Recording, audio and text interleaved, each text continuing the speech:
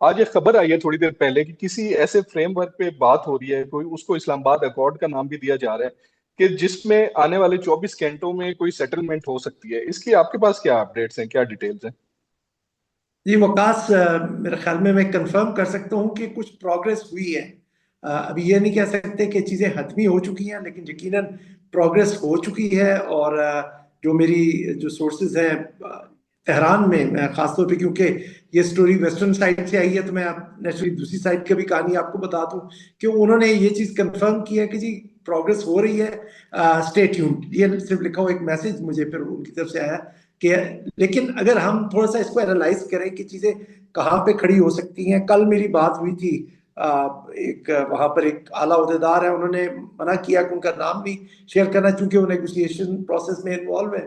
तो उन्होंने कहा था कि अल्टीमेटम्स और क्वेश्चन के बीच में हम बातचीत नहीं करेंगे। अच्छा, इसको हम कनेक्ट कर लेते हैं कि रशियन फॉरेन मिनिस्टर ने चंद घंटे पहले, या हम लोग कह रहे 10-12 घंटे के हो चुके होंगे,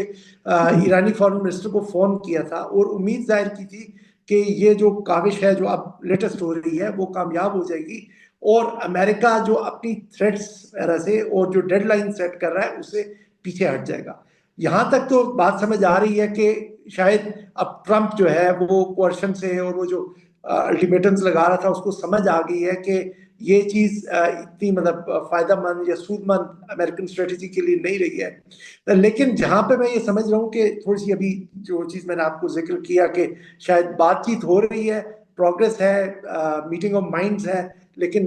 जो बिल्कुल जैसे कहते हैं ना, एक फाइनल डील अभी शायद होनी बाकी है। वो ये है कि ईरान जो है वो शॉर्ट टर्म सीज फायर के लिए नहीं जाएगा। That I know very well. मेरी मतलब वहां पर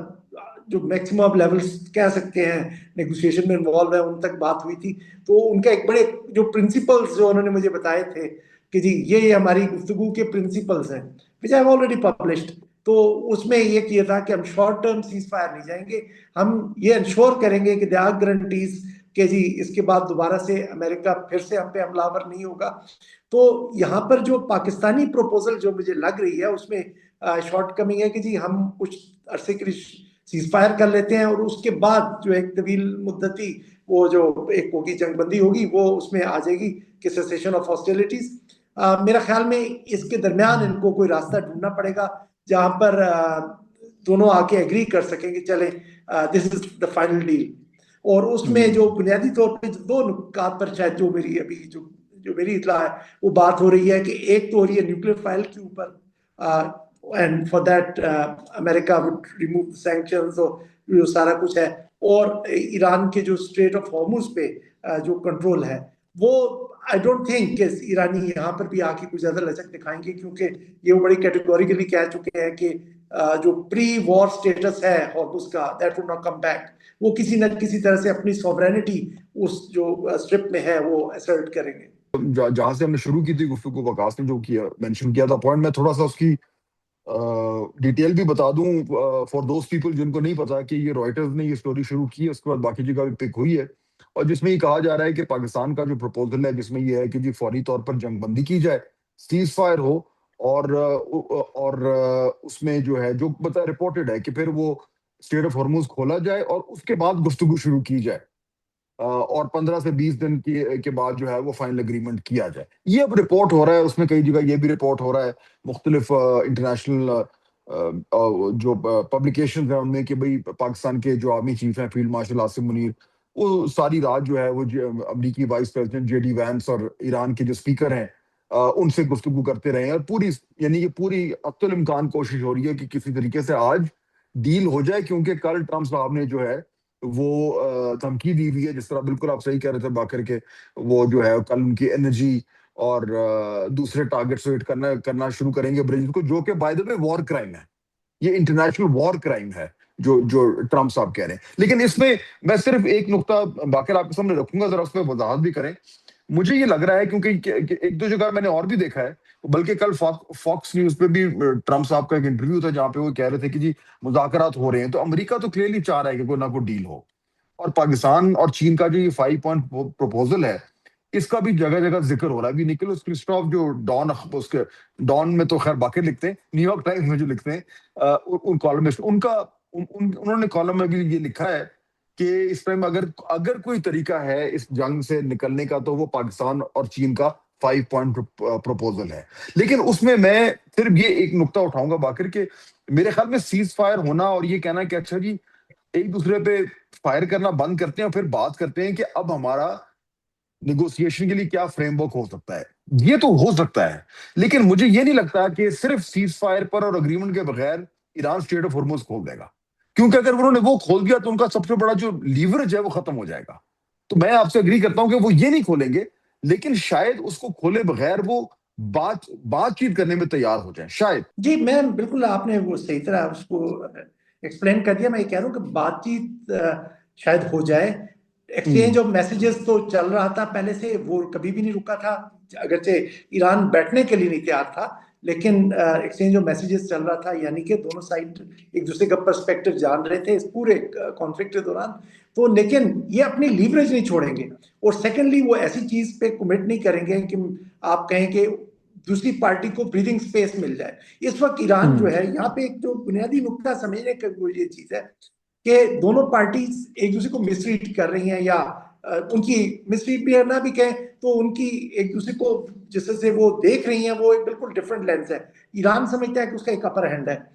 वो कुछ हद तक ठीक भी है कि उसने पूरी दुनिया की जो सप्लाई चेन है उसको अपेंड करके रख दिया है, और अगर वो इसी तरह से जारी रखता है और उसने अपनी एक इंटेंट को और कैपेसिटी को प्रूव किया है कि जब मिसाल के तौर पे उनके पेट्रोकेमिकल के हुआ है तो उन्होंने पेट्रोकेमिकल के जवाब में पेट्रोकेमिकल प्लांट्स को गल्फ में और इसराइल में अटैक किया। उनकी डिफेंस इंडस्ट्री पे हुआ, इसराइली डिफेंस इंडस्ट्री पे उन्होंने किया, राफेल पे, और जो उनका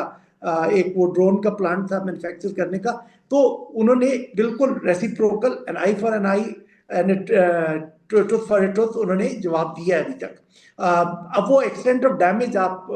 आर्गू कर सकते हैं कितना ये इन्होंने कॉज किया, उन्होंने कॉज किया। तो लिहाजा अगर ट्रंप इस वक्त पे एस्केलेट करते हैं तो यकीनन जहां पे ईरान के लिए कॉस्ट तो होनी होनी है, हर सूरत में होनी है। Iran has born substantial cost, एक सिर्फ डिकैपिटेशन स्ट्राइक्स नहीं हुई है, ईरान का जो है डी इंडस्ट्रियलाइजेशन शुरू हो चुकी है। वहां पे तकरीबन 20 के करीब यूनिवर्सिटीज डैमेज हो चुकी है, जो आज जो शरीफ यूनिवर्सिटी जो सिविल इंजीनियरिंग की दुनिया में मतलब जो फ्रंट लाइन यूनिवर्सिटीज है उनमें मानी जाती है, उसको अटैक किया गया, उसको काफी हद तक नुकसान पहुंचाया गया। तो नुकसान ईरान के हो रहे हैं, लेकिन जो स्ट्रेटेजिक लीवरेज उसको हॉर्मुज की सूरत में हासिल है वो आप इसको कंपेयर कर सकते हैं न्यूक्लियर जो उनकी कैपेसिटी के साथ। क्योंकि ईरानी इस वक्त कहते हैं कि अगर हम हॉर्मुज पे अपना लीवरेज छोड़ देते हैं तो इसी तरह से है कि हम कोई मुल्क जो न्यूक्लियर कंट्री हो वो अपना न्यूक्लियर ऑप्शन छोड़ दे। कल की आप जो पूरा फोकस सारे दिन का था वो आपको उसका वो एक ऑपरेशन था जिसको उन्होंने साबित करने की कोशिश की कि हम तो कामयाबी से अपना आदमी लेके इतने एक आदमी के लिए एक यकीनन सोल्जर की जिंदगी कीमती होती है, हर मुल्क अपने सोल्जर को वैल्यू करता है, and it does all possible to evacuate him, exfiltrate him। लेकिन जिस तरह का ऑपरेशन कंडक्ट किया गया, मतलब आप अगर कहीं पे ऑपरेशन कंडक्ट करें जैसे कि मशीनरी लेके आ रहे हैं या जो भी कर हार्डवेयर लेके आ रहे हैं, वो उसके साथ मैच नहीं करता कि एक आदमी को उन्होंने निकालने के लिए इतना बड़ा किया। और जो जोग्राफिक लोकेशंस भी हैं ऑपरेशंस की, इस्फहान में वो जहाँ पे वो उनके पायलट सस्पेक्टेड था है, प्लस ट्रम्प के अपने नैरेटिव में भी कि जी वो बहुत शदीद जख्मी था, यानी क्लाइंट 7,000 फीट, आदमी जख्मी और 7,000 फीट ऊपर 2.5 किलोमीटर ऊपर चढ़ जाए पहाड़ी के ऊपर, तो वो काफी उसमें झोल है। तो लगता है कि इन्होंने यूरेनियम के ऊपर अटेम्प्ट की। इन जो ट्रम्प साहब है इनके दिमाग में वेनेजुएला बैठा हुआ है,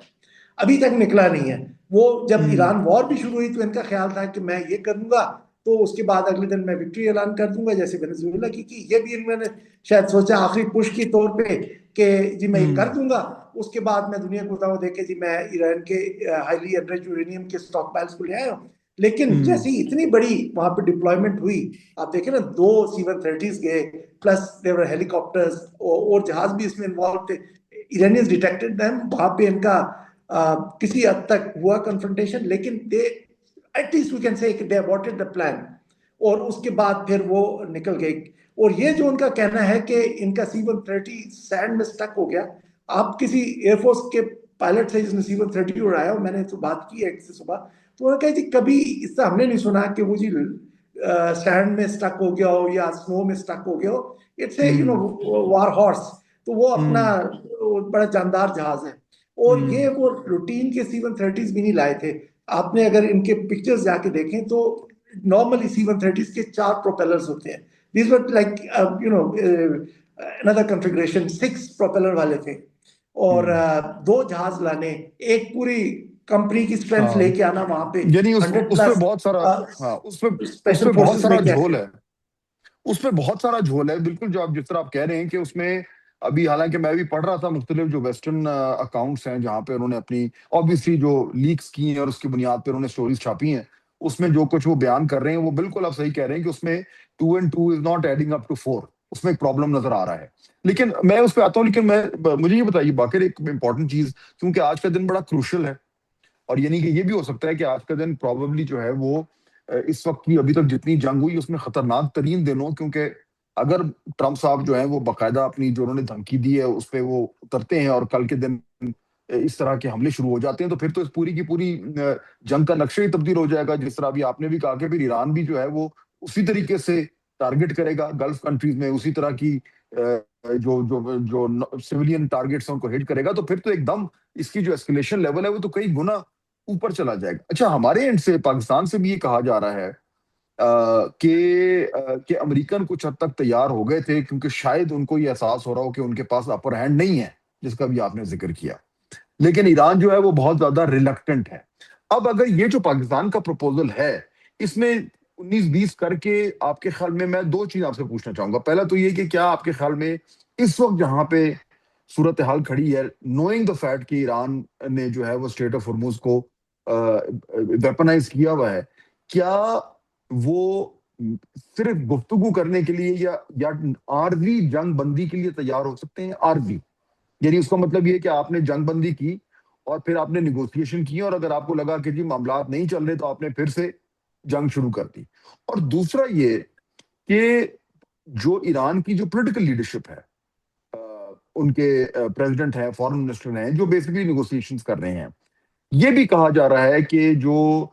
IRGC है उसकी थोड़ी सी डिफरेंट थिंकिंग है, वो ज्यादा हार्ड लाइन थिंकिंग है। वो चाहते हैं कि बिल्कुल मामला जो है इसी तरह आगे बढ़ते रहें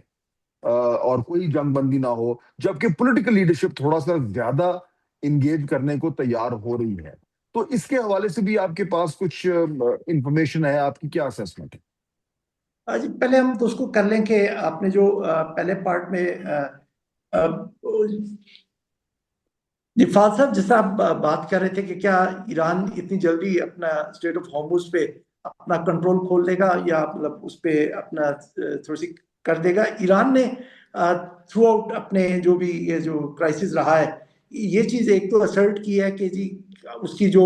लीवरेज है वो इंटैक्ट रहे। उसने सिलेक्टिवली अलाउ किया है कंट्रीज को वहां से पास करने का, ताकि दुनिया को एक तरह से बावर करा सके कि एक नई रिजीम वहां पर जो है उसकी नेविगेशन की आ चुकी है। और प्लस उसने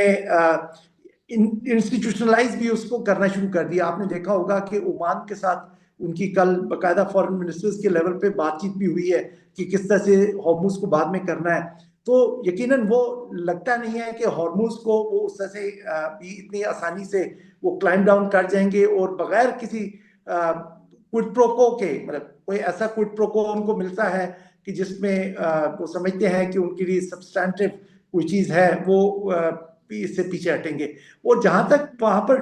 डिसीजन मेकिंग का तल्लक है, वो जब से ये नई सूरत हाल बनी है वहां पर IRGC का बिल्कुल अपर हैंड है। और ये कह देना कि IRGC इस जस्ट प्रो वॉर नहीं, उनमें प्रैग्मेटिक लोग भी होंगे, रियलाइज करते हैं कि जो वॉर की एक लिमिटेशंस होती हैं और हर जंग जो होती है वो नेगोशिएशंस पर ही जाके खत्म होती है। लिहाजा जहां पर वो एक उन्होंने अपना रेटिक रखा हुआ होगा कि नहीं जी, हमने जब तक हमारी ये शराइत या हमारी ये पोजीशन नहीं मानी जाती, हम बात नहीं करेंगे। तो वहां पर वो उन्होंने अपनी एक कोई कुशन रखा होगा कि जी हम जाके ये वाली कॉस्ट हम बर्दाश्त नहीं करेंगे और इसको हम रिटेलिएट करेंगे, लेकिन अगर हमें ये वाली कंसेशन मिल जाती है, रूल ग्रैब इट, तो शायद यहाँ पर, क्योंकि हमें सब वहां पर जो एक्चुअल नेगोशिएशंस हो रही हैं वो शायद ही किसी को आउटसाइड दो सर्कल्स पता हो, तो वो जाके वहां पर क्या गिव एंड टेक हो रहा है, या इवेंचुअली हमारे सामने जब तक कोई चीज नहीं आती हम नहीं कह सकते कि ईरान ने इससे क्या हासिल किया और उसके नतीजे में उस किस प्राइस पे उसने अपने लीवरेज पे जो है थोड़ा सा उस पे कंसेशन दिखाई है, और अमेरिका ने क्या कंसेशन दिखाई है, किसने क्लाइम डाउन किया है। ये तो इवेंचुअल जब हमारे सामने कोई डॉक्यूमेंट आएगा या एक डील आएगी शायद वो भी हमें, हम लोगों को मतलब मीडिया में एक उसके स्केच सा नजर आए, उसकी डिटेल्स कुछ और हो जो हमें कुछ वक्त के साथ पता चले। जी बिल्कुल ऐसा ही है बाकिर भाई। और दूसरा ये भी है, इंपॉर्टेंट चीज है कि 45 दिन की इस जंग में जिस फ्रंट पे भी अगर हम ईरान को देखें, चाहे वो डिप्लोमेटिक फ्रंट है, चाहे वॉर के हवाले से प्रोएक्टिव अप्रोच है, ये एक्टिव अप्रोच है, तो ईरान काफी हद तक जो है हमें लीडिंग रोल में नजर आ रहा है। और बहुत शुक्रिया बाकिर साहब, आप इंशाल्लाह हम आपको जो है वक्तन फवक्तन दोबारा भी डिस्टर्ब करते रहेंगे। और अभी तक के लिए इतना था, अगले पॉडकास्ट तक के लिए इजाजत दीजिए, अल्लाह हाफिज।